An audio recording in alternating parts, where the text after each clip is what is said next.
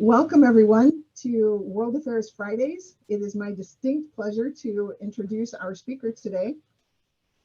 We have a great deal to learn about Iran and I'm anxious to get started. So Ambassador William H. Luers is the director of the Iran Project and an adjunct professor at Columbia University. He was president of the United Nations Association of the USA from 1999 to 2009 and president of the Metropolitan Museum of Art in New York City from 1986 to 1999. Prior to his move to New York, however, Ambassador Luers had an impressive 31-year career in the Foreign Service. He served as U.S. Ambassador to Czechoslovakia from 83 to 86 and Venezuela from 78 to 82, and he has numerous other posts in Italy, Germany, the Soviet Union, and the Department of State. He has been an adjunct at several universities in addition to Columbia. He was also the director's visitor at Princeton Institute for Advanced Studies, and he was born in Springfield, Illinois. For those of you who have joined us from Springfield, welcome. He received his Bachelor of Arts from Hamilton College and his master's from Columbia University following 4 years in the U.S. Navy. He's an active member of the Council on Foreign Relations and speaks Spanish, Russian, and Italian. So we're going to start today's program as usual with Ambassador Luers making comments, and then he will take questions from us. So remember that we are recording this video, so if you do not wish for your picture to appear, you are welcome to turn off your camera now. But Ambassador Luers, take it away. Thank you, Angela. I'm glad we had a chance to talk about our common experiences in Russia and other places. And Catherine, thank you for leading this organization. And all of you for joining. You're good to be with me. I haven't been back in Central Illinois until today for about 15 years. This part of the world is bred in my bones, which, by the way, are getting a little rickety right now. But Illinois is still deep in my outlook and my accent. While most of the world says, let's go wash the dishes, I still say, let's go wash the dishes. And it's unmistakable, the accent from Central Illinois. And I still have a lot of it. But my grandfather was a German immigrant who started the Luers shoe store next to the Lincoln Herndon Law Office in Springfield. I played on the Springfield high school basketball and golf teams and found myself in Peoria many times competing with the high school. And a best girlfriend was from Peoria. Yeah. I made that 80-mile trek when my dad would let me use our old family Nash car. Nobody remembers what Nashes are today. On one trip, I burned out the engine, and subsequent trips to Peoria were curtailed, and so was my relationship with this wonderful woman, since we didn't have a second car. But I do not recall her name. Angela, would maybe you or Catherine or somebody go around and find if there's a lovely, light, lively, smart woman of 91 years old who dated Bill Luers 70 years ago. Would you go on that mission, or any of you go on that mission? You know, in the 1970s, I thought about leaving the Foreign Service to run for Congress from what is now the 18th district. It was then the 20th district, a congressional district. But frankly, I was discouraged by my friend Adlai Stevenson, who was then Senator Stevenson, the son of the governor, who I knew well as well. And Adlai was about to retire from the Senate. He didn't think I should try to go into Congress. He was sort of fed up with it all. Today, I know Dick Durbin quite well, whom I see occasionally in Congress and during my activity with regard to Iran. I entered the office, he always asked me, am I still wearing Luers shoes? Of course, the Luers Shoes Company went out of business about 30 years ago. But you didn't come here to hear me talk about my life after Springfield. So Angela suggested I talk about why do Americans have a 40-year obsession with Iran. Any way you approach this issue is going to be different, subjective, based on an angle, but you've got to take an angle. And my angle is uniquely part of my own experience. So let's start with the basics. And most of you know this.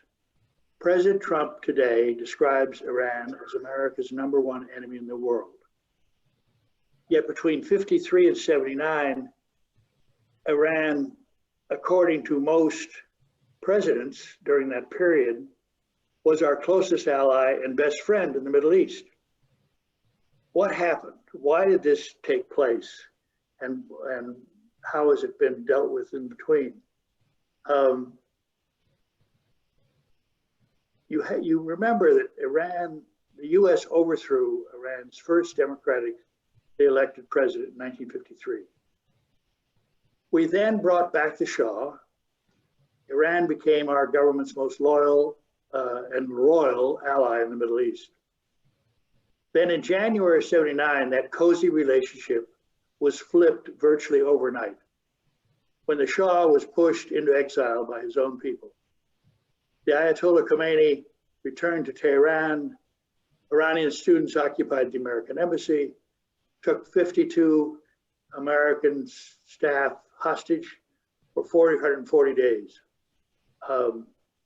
That flip in the nature of the relationship was unique.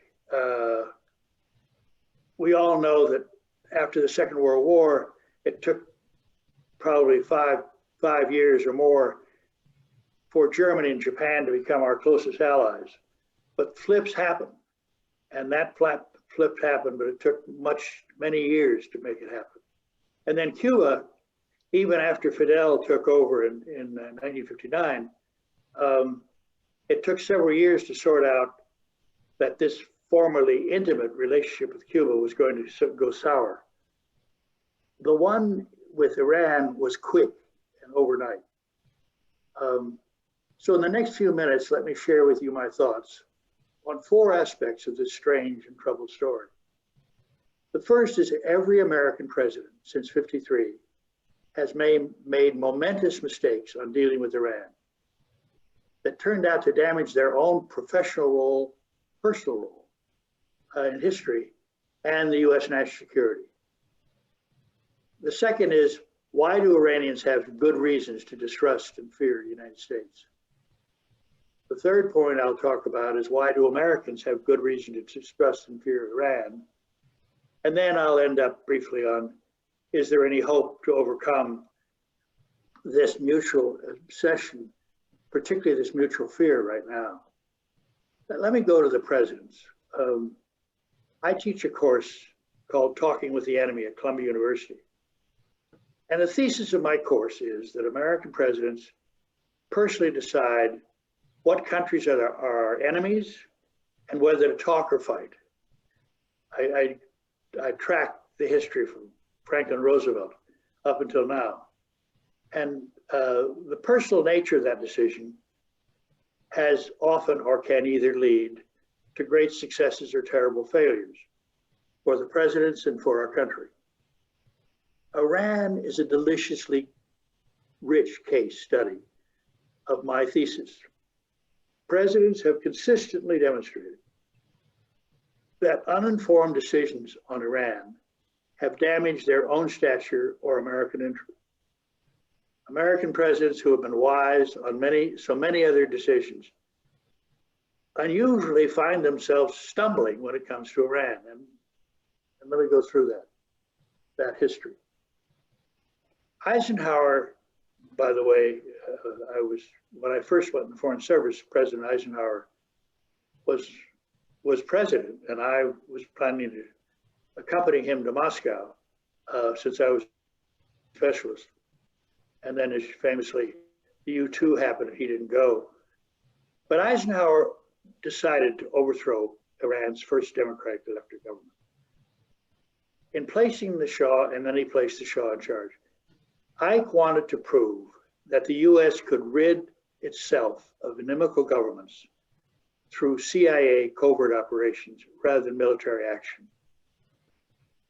And the overthrow of governments became the hallmark of our foreign policy toolkit for decades afterward. The Tehran coup was dirt cheap. The man who brought it off, whose name was Roosevelt, Kermit Roosevelt, paid less than $1 million to generate the opposition to Mossadegh. Eisenhower knew the human and material cost of war. Admirably, he did not want to send American troops, soldiers into battle. He was elected president because he was to get us out of the Korean War, and he did it. The covert and overt unseating of Iran's government seemed better than the military way. And he got what the US wanted. But the long-term impact of that strategy led the US into many wars, alienated many nations, and ultimately led the US into wars costing trillions of dollars, thousands of American lives, and increasingly reputation of a country that could not be trusted. That was a long, costly period, and Eisenhower did not know the consequences of that initial decision. Then, when President Nixon came in, by the way, Kennedy and Kennedy had the Soviets to deal with, and famously Johnson was locked into the deep muddy in Vietnam. But President Nixon, when he came to office, he was enthusiastic about the relationship with Iran. He built this close relationship with the Shah. Iran became the geopolitical ally par excellence and commercial partner. The Shah of Iran was gratefully beneficiary of the US action. He knew it. And he continued to have tight relationship with the CIA and US military during his entire 25 years in Tehran. And more importantly, for our purposes, he stood boldly in the way of Soviet communism's ambitions in the Middle East. The US became, in my view, overly committed to what turned out to be a dreadfully flawed autocrat. We didn't pay attention. But the Shah remained one of Nixon's superheroes of the Cold War. And during that period, over 500,000, well, during the period and afterward, over 500,000 Iranians studied in US higher educational institutions. Many of them left with a PhD, speaking excellent English. They began to understand this. And in 1979 alone, the year of the coup, over 50,000 Iranians were studying in US higher educational institutions. But that energetic embrace by Iran of America in the 1970s was not reciprocated. Few Americans went to Iran, and even fewer learned about it or visited as a tourist. The wealth and splendor of Iran's monarch was Iran's public face. US trade, investment, oil purchases, weapon sales grew, as did a veneer of Iranian prosperity and modernity in this profoundly Muslim culture. In the US, Iranians became ubiquitous, particularly in California, Florida, and Texas, and around New York. Silicon Valley today, as a result of this booming relationship with Iran, is loaded with Iranians and Iranian Americans in top jobs, several of them active in forming new startup tech companies. The Shah became deeply engaged with the Nixon administration. And then, as you recall, in the middle of this, President Nixon had to resign. Then Jimmy Carter became president, and he was the first president to feel the real sting from a flawed relationship with Iran. It was sad irony that Jimmy Carter, who was our first human rights president, went to Tehran in the winter of '78. And he publicly praised the Shah as an island of stability in the Middle East. I guess he knew about the human rights violations, which had become legendary by then, but he did not pursue that. He did not pursue, I'm sorry, there's a phone call.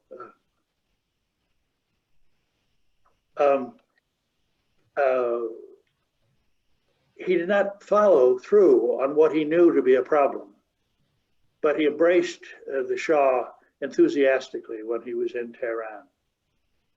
A year later, only 1 year later, that stability was shattered when the Ayatollah replaced the Shah. The hostage taking was probably the major contributor to President Carter's loss in the 1980 elections.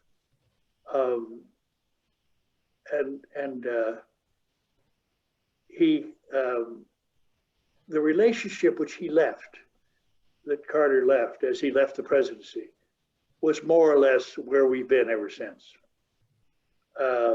Reagan, who followed Carter, inherited that terrible event of 1979. And his new administration supported Saddam Hussein's invasion of Iraq in 1981. And that invasion resulted in an 8-year war and the death of nearly 1 million Iranians. It's not surprising that Iranians feel, even today, that the US support for Iraq's invasion was an offense to the entire nation. And more than that, when it was raised at the United Nations Security Council to condemn Iraq's use of chemical weapons against Iran, we didn't support that UN Security Council resolution. And then further fueling the intense hostility between Iran under the Reagan administration, in 1985, a group presumably led by Iran's proxy, Hezbollah, blew up US military barracks in Lebanon, killing 241 people, most of them Marines. And I want you to know that George Shultz, who was then Secretary of State and a former Marine, will never forget that Iran, he assumes that Iran was behind that killing. And very few former Marine generals will ever forget that issue. And even General Mattis, whom I knew reasonably well, became Secretary of Defense for President Trump, understood the need to work things out with Iran. But underneath it all was this haunting experience of the loss of these 241 military personnel. Then in the midst of this terribly tense period, Iran, President Reagan took a different route. It was one of the loopiest of presidents' decisions with regard to Iran.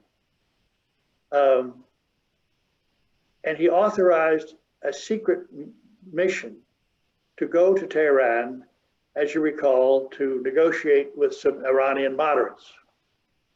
And these Iranians, whom were discovered by a very close staff around President Reagan, were working out a way to sell weapons to Iran in 1986.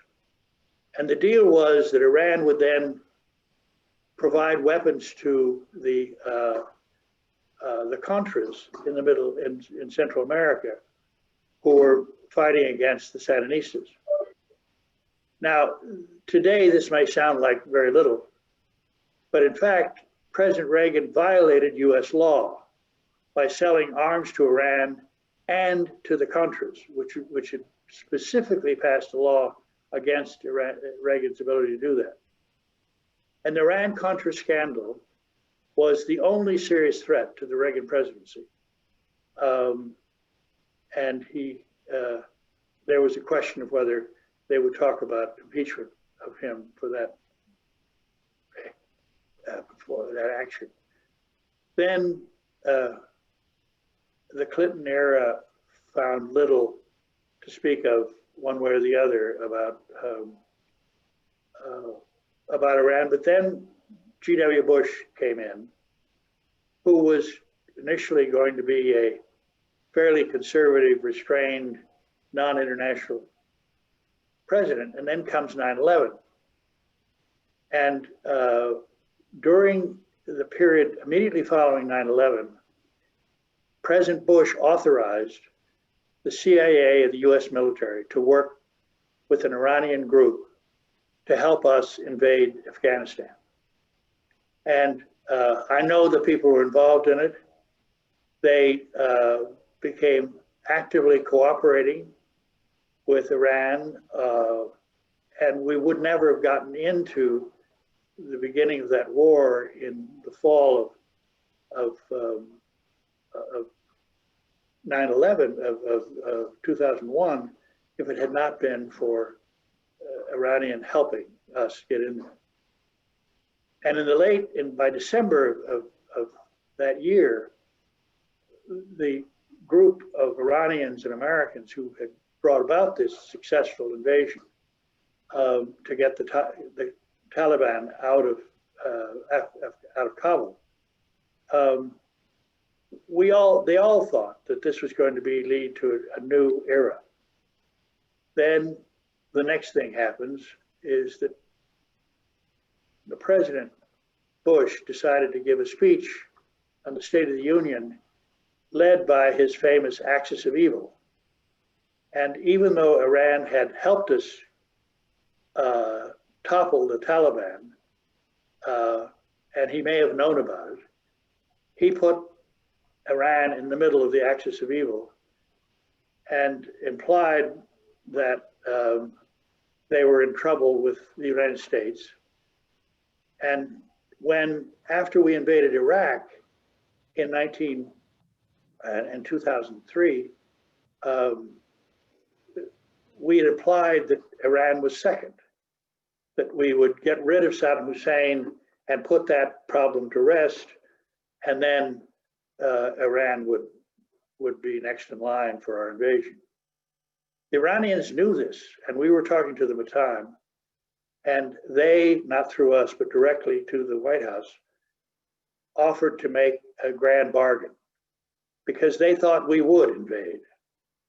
And they decided to see whether we could make a deal together that would forego a US invasion.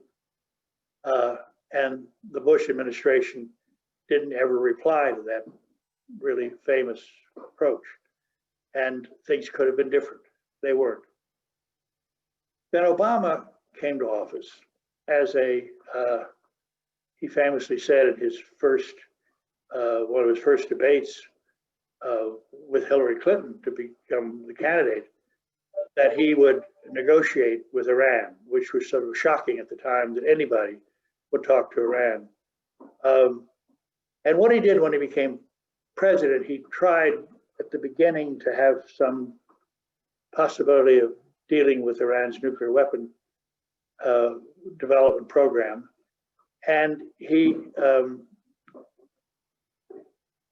didn't get around to it until 2012. And ironically, clearly, the purpose of choosing 2012 was after the elections, which he won, as you recall. He would not have to risk losing another election because he didn't have to run again. And he knew the distinct possibility of a person running for president who had found themselves the least bit supportive of Iran's interests.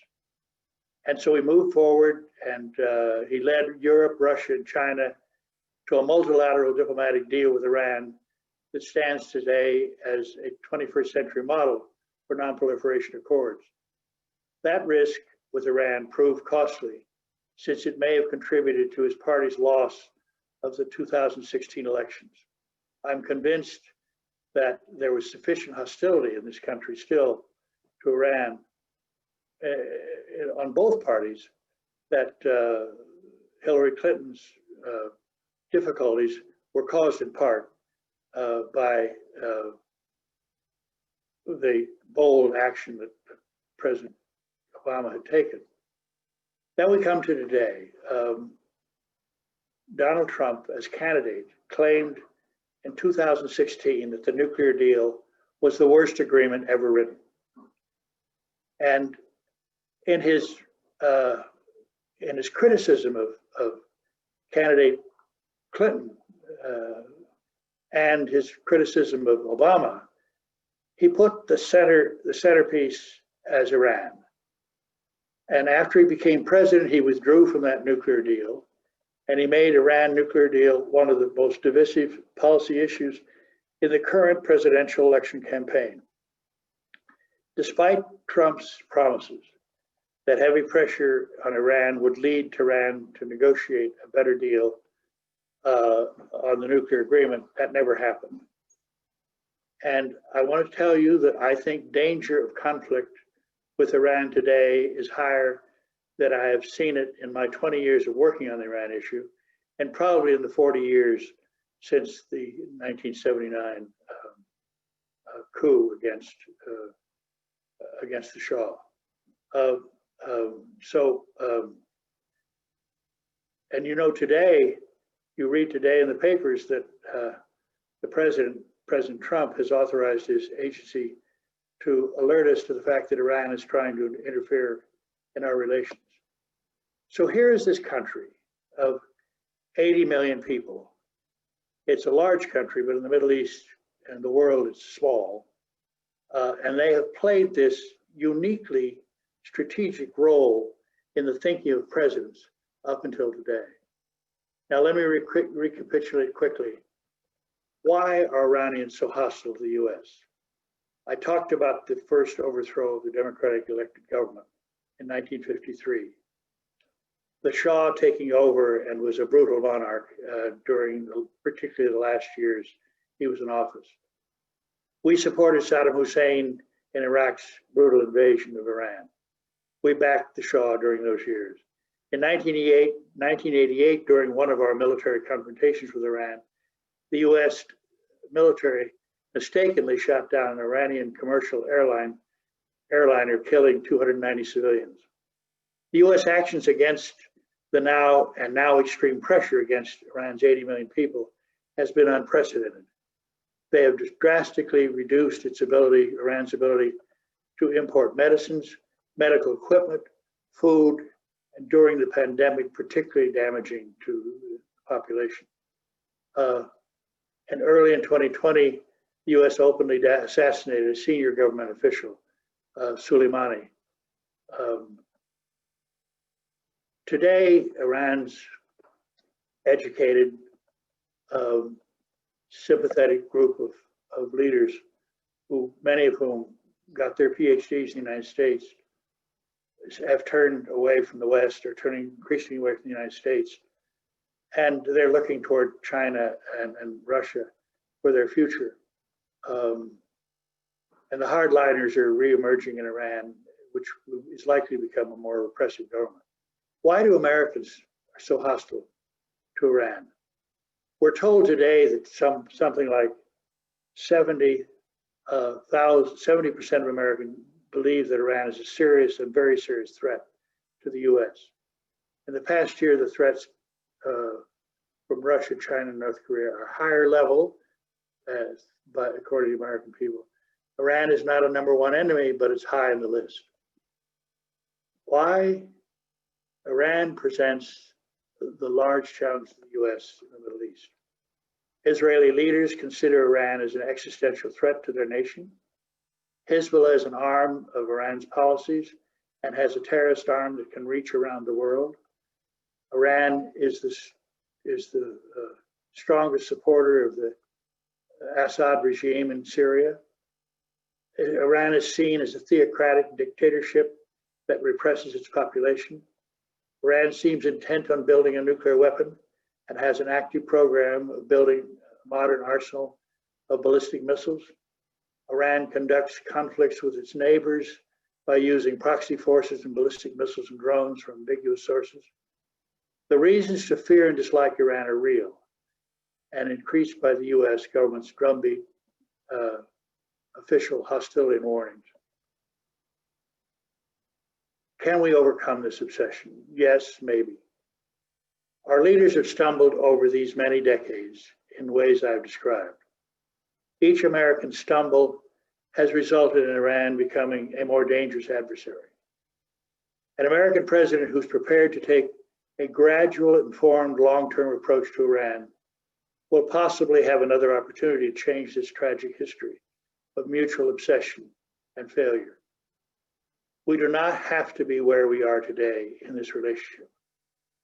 During my career, I've been driven by the impulse to talk with and understand our adversaries. The ancient Chinese warrior philosopher Sun Tzu told us, if you know the enemy and you know yourself, you need not fear losing 100 battles. My experience over the past 20 years in dealing with Iran has persuaded me that we must know them better, but that we can and must work with that hostile nation. We have, in our experiences, repeated disappointments in dealing with Iran, but keep relying on Winston Churchill's advice. Success consists of going from failure to failure without losing enthusiasm. The US and Iran will not soon again become allies or friends. The experience of the past 40 years has melted into our minds of Iranians and American leaders. But I believe the US can revive the nuclear agreement that prevents Iran from acquiring a nuclear weapon. I believe that if Biden should become president, he will do that, and that we can reduce the chances of war. With such a first step, a US administration can and must find ways to cooperate in some areas. The nations must address together this new, more fragile environment we're living in today, where humanity is threatened from climate change, pandemics, and the increasing power of technology. This tormented history between the US and Iran need not be permanent. Indeed, it must not be permanent. Thank you. Thank you, Ambassador Luers. That has been a great deal for us to think about. I'm going to ask a couple of follow-up ones and encourage everybody that if you would like to ask a question, please type it in the chat and I will dig these out and give them to the ambassador, ask the ambassador as we go along. So start typing in your questions now. But one of my first questions is following up with something you said about the speech that George Bush made when he mentioned the axis of evil. So there are some stories that say he was looking for, something profound, something dramatic to emphasize the dangers that face the United States, and had two evil states and wanted a third, and Iran was just the one that came to mind. Is there anything to that rumor? Or do you think that he at the time did believe that Iran was part of one of the worst, most evil states that we had to pay attention to? Several things. Thank you, Angela, for that question. Several things. First, I'm told that the fact that structure was proposed by a speechwriter as a way to frame what they were planning to do with Iraq. And they wanted two Muslim states, and they chose Iraq and Iran, and they wanted to add in North Korea, which is always good to fit into any package of evil. But I'm told that, in fact, during that period, they were convinced that Iran was allied in some way with Al-Qaeda, and that Iran would somehow be a Muslim country virtually as dangerous and as problematic as Iraq. And the Iranians, who, as you know, had very little, if nothing to do with Al-Qaeda, and indeed Al-Qaeda is one of their deepest enemies, suspected that this was launched because of a desire for Bush to justify what was going to be an invasion of Iraq. And I think already in 2002, he was on that track. So even though Iran had essentially helped us when we invaded Afghanistan, right, to knock out the Taliban, Bush, who was there for that invasion, turned around and essentially threw them under the bus. Would you go that far? He did. Well, and the thing is, I know the people who were working. I know Jawad Zarif, who's now the foreign minister, whom I know reasonably well. He was one of the team who was working with an American team whom I also knew, and they really were encouraged by, for the first time, Iran and the United States had common enemies, and there's nothing that builds cooperation better than that phenomenon. And unbeknownst to them, while they were building on this relationship, the president was dreaming up this idea of framing a way to justify a future invasion of Iraq. How much do you think U.S. policy toward Israel has toward U.S. policy toward Iran? If you would have partnered with Iran on Iraq? Yeah, it's fundamental. There's no question. I mean, they are our closest ally in the Middle East. Israel is, and there's also no question that Iran and Israel have been locked in horns together. But I should remind you that during Reagan's brief romp with the Iranian moderates, there's a letter that Prime Minister Peres wrote to Reagan saying, we have to work with Iran. And, you know, during that period, Israel was providing, during the 80s, Israel was providing the weapons directly to Iran in its fight against Iraq. So this hatred between the two countries is not wedded in history, it's not embedded in history. It developed really in the 1990s and is a problem. It's hard to imagine how Iran and Israel will communicate with each other, and Israel would not be happy with our dealing with Iran. But they will deal with it if we find ways to stop Iran from getting a nuclear weapon, which was Obama's strategy. Yeah, definitely.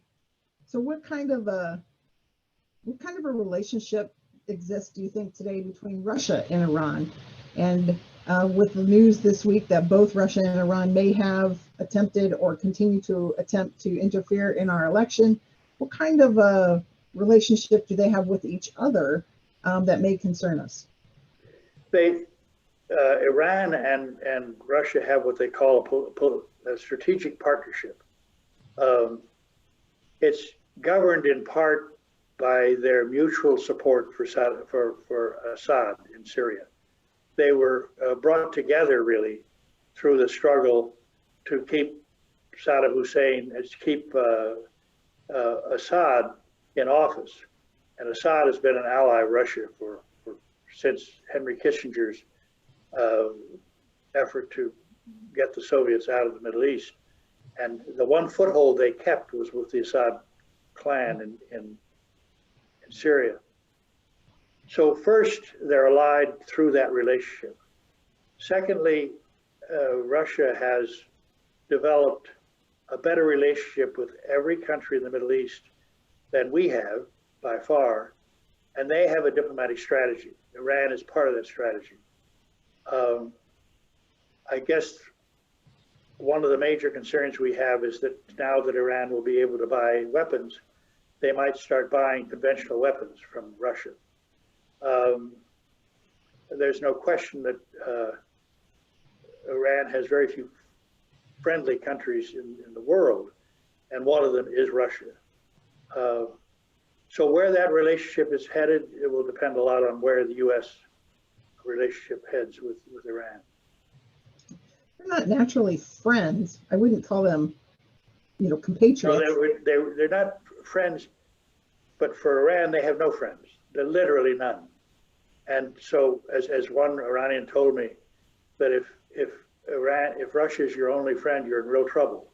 And it's true that the Iranian people don't have much care, don't have much fondness for Russians, but they're in this strategic alliance, and it's a problem for the United States.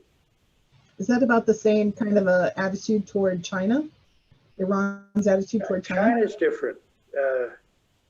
It's part of the decision that I think the government of Iran is taking to look more to the east than to the west. I think they're fed up with us and increasingly with Europe, and Russia and China are offering an alternative area for trade and the purchase of equipment, advanced equipment and science. The Chinese issue with Iran is different. I mean, they have a broad strategy on the Eurasian continent. And through their Belt and Road strategy, they want to expand China's relationships in a non-political way everywhere. And Iran is one of the key members of that, one of the key targets of that initiative. But more than that, Iran has also become played a larger role in China's strategy because of the bad relationship that China has developed, and we have developed with China, with us. So they are seen as a way to pull our chain by dealing with Iran. And they have a common enemy in the United States. So I would say that China, as always, has a short range and a long range view, and Iran is in that view. Very good, interesting. All right, a couple of questions from the chat here. Specifically, why do you believe that the potential of conflict with Iran is higher today than it has been in the past 20 years? What can be done to de-escalate that going forward? Good question. The past year, during the heightened Trump effort to bring down the government, I mean, they would like these sanctions that they've got and the pressure against Iran to result in a new government. It may result in a more conservative government, but not a liberal government that they can deal with.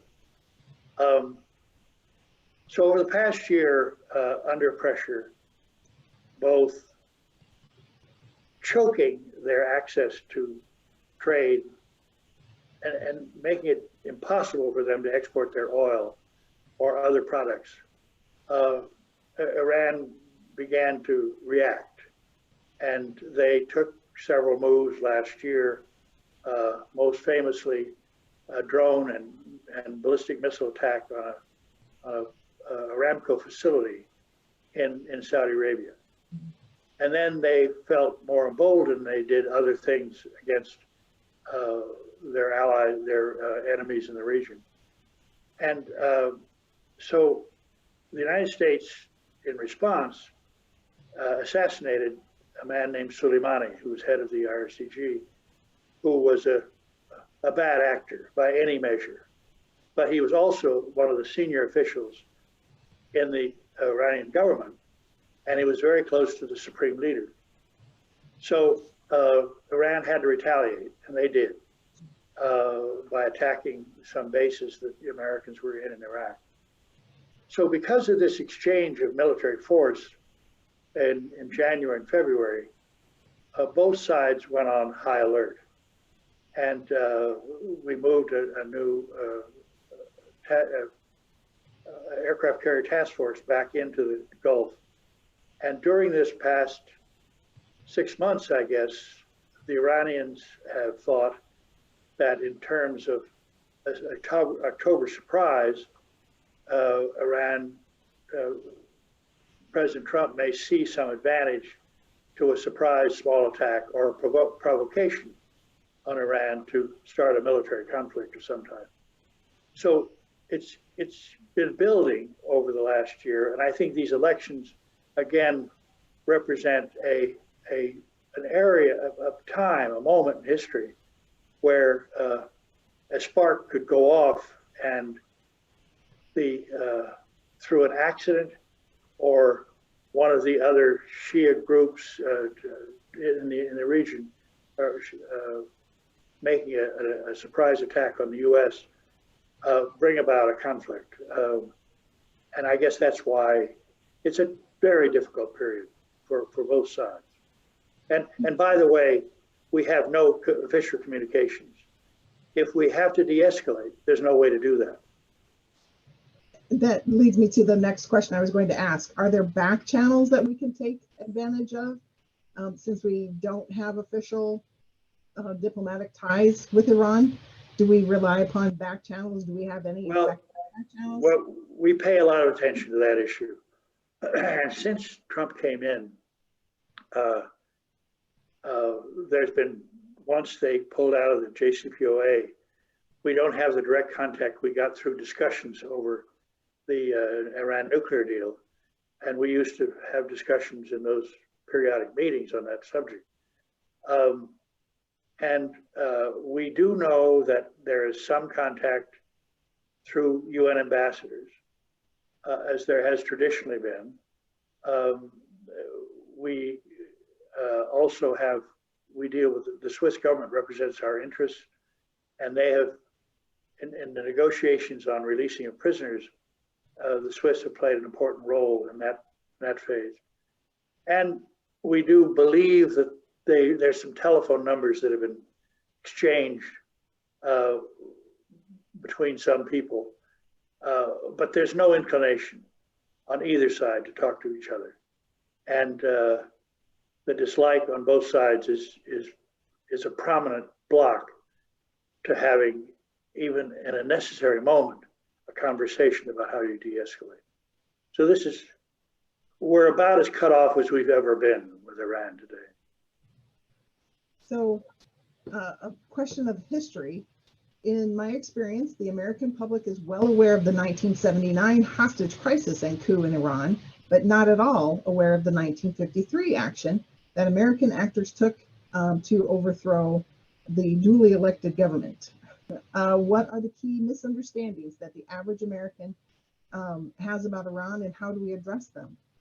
You know, it's difficult for me to understand how to explain why Americans know so little about the world or about our relationship with the world. I mean, I've traveled all over this country over my 60 years, 70 years of working these subjects, and I'm always stunned by the questions that I'm asked, except for groups like the World Affairs Councils and people who take a deep interest in these subjects. By and large, you don't learn this in school. And with Iran, most Americans say, who cares? I mean, where is Iran? Why should be of concern to me? It's a Muslim country, you know, it's involved somehow with terrorism. They don't like Israel. And so why do I care? And I think it's an overload of information and an extreme lack of interest in foreign affairs that has brought us to this situation. And it's sad, but it's the reality that those of us who dealt with foreign affairs, including all of you, know very well. Do you, and yeah, you're preaching to the choir here. We all really want to know about the world and how it affects us locally. A question about Azerbaijan and Armenia. Do you think that Iran will play a major role in the Nagorno-Karabakh problem, or are they going to sit it out in favor of letting Russia and Turkey take the lead? Well, I have a sort of quirky feeling about, from my years working in the Soviet Union, I used to tell people that I thought that Azerbaijan was the Politburo's least favorite republic, and that Armenia was one of their most favorites. And so there's a bias in Moscow toward Armenia, and there always has been. And I suspect that an important role will be played by Russia with regard to defending the interests and protecting the interests of Armenia, even though they have an interest in maintaining good relationship with Azerbaijan. And so Turkey is the new player. Turkey never was an active player to the extent that they are today. And because Turkey has become far more active in promoting the Azeri effort to retake Nagorno-Karabakh, it could bring Iran into the subject. They've not been a player. They don't want to be a player. They've got their own Azeri population. They've got their own Armenian population. And I think they will, with all the other problems they have in the world, they're probably not inclined to join in resolving this issue. But their relationship with the Russians, if the Russians feel they can be helpful, they may be helpful with Turkey, but it's difficult to figure out who would be helpful with Turkey right now, because they're in this strange new zone of becoming more active internationally. I mean, can you imagine that Turkey's fighting in Libya? I mean, it would have been unheard of 2 or 3 years ago. Yeah, Turkey has become an odd, we'll have to have a program on Turkey soon. This one might take a little longer to answer, so I've saved it toward the end here. Two of them combined, what do you think are the primary characteristics of the flawed relationship that we have with Iran? And what specific advice would you give to the next administration? Wes asks if it's Biden, but I think after the election, whoever is president, what advice would you give them for addressing those the flawed relationship and how we might do something differently? Yeah, as we say, it's more than flawed, it's a hostile relationship, deep hostility.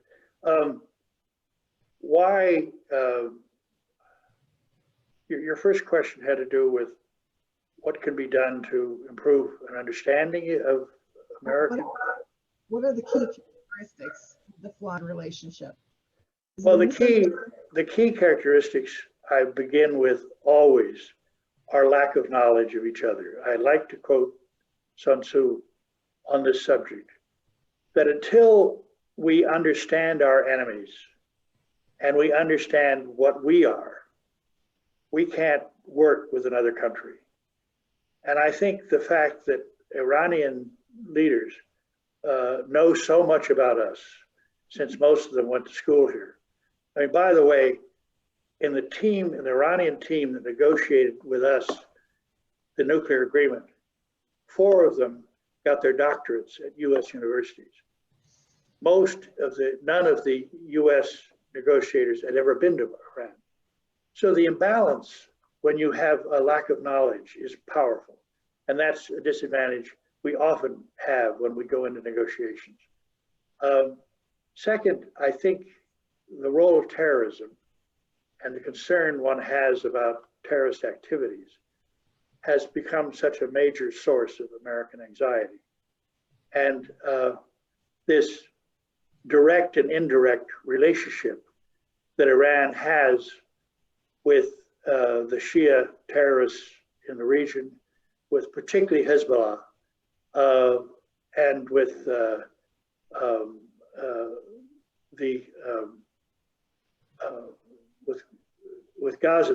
Gaza Strip, and in general with groups hostile to Israel, is a factor that governs our thinking. And third, the thought that Iran would get a nuclear weapon, which could make the charge that Iran is a existential threat to Israel become very real. Even though Israel has about 230 nuclear weapons, and it would be stupid for Iran, even if they get one, to use it against Israel. And Iranians no more than are not stupid. The fact is, if they're headed toward and get a nuclear weapon, it does raise a whole new series of challenges. and Americans who generally don't want Israel to go away or be destroyed by Iran. It's an exaggerated concern, but it's there in the back of our minds. And I guess the American point of view is governed not only by Israel, but by our relationship with Saudi Arabia. We have a long oil relationship, but we also have a belief that somehow they've been our allies. And again, Iran and Saudis are quite hostile neighbors. But I go back to the fact that we don't understand this country. I guess that's the point I really, and I think there's a lot more to learn, and there are deals that can be made to the extent that we learn who they are and what they want. What can the Biden administration do? First, President Biden will have so many challenges that he's going to be facing. The first of which is the terrible problem we have with the pandemic. I mean, he has to establish not only a domestic strategy, nationally guided and helped, but an international strategy, which will require a lot of attention of his personally and of his government. Secondly, there's the China issue. And getting that right is not going to be easy. And it's a mixed problem. We have to restore our relationship with Europe. And I guess somewhere down the line, we've got to think about the Middle East. And I guess our belief is that the first thing he should do is rejoin the nuclear agreement, the JCPOA as they call it, and do it without any additional negotiations to begin with. And he want to do that so we can stop Iran from developing its nuclear weapons program. I mean, they are now breaking with the nuclear agreement. They have assured us that they will go back to full compliance if we do. And the easiest way to get them from having a capacity to build a nuclear weapon in a hurry is to get them and us back in the agreement. And then the issue of where we go from there, we have time to do with that. But no U.S. government, no government by a Biden government will have the time or energy or interest in going into a new complicated negotiation with Iran. So I guess our thought is you put it aside for a while by going back to the agreement, not having this drive your foreign policy as it did during the last few years of Obama, and get on with the deals, the other issues we have to deal with. From your lips to our leaders. Yeah. All right, we have reached our hour. Ambassador Luers, thank you so much for a stimulating and provocative discussion of Iran and other related issues. Thank you for sharing your stories from Springfield. It's nice to have a hometown boy who has done good come back and share his knowledge with us here in Central Illinois. So well, thank you very much, Angela, for inviting me. I wish I thought I had done good. My 4 countries that I've dealt with over the years are the Soviet Union, Russia, Venezuela, Cuba, and Iran. Have I done well or not? I've been a total disaster as far as anybody can determine. Well, but now wait, you were ambassador to Czechoslovakia and they peacefully— It was a win. It was a big win. It's the happiest moment. No question about it. You're right on, Angela. Thank you. You've got to have some wins when you've got some problems. Yeah, exactly. All right. Thank you all. Again, if you have not become a member of the World Affairs Council, I cordially invite you to do so. Next week, we have another provocative discussion of the new USMCA. I prefer to call it NAFTA 2.0 because it's easier. But the free trade agreement between the 3 closest trading partners is in place. And we have Beatrice Belloni, a free trade specialist from the International Trade Center, will discuss how it affects us here in Central Illinois. So thank you all. Have a wonderful week. And thank you again, Ambassador Luers. This was really Thank you. Bye. Thank you, sir.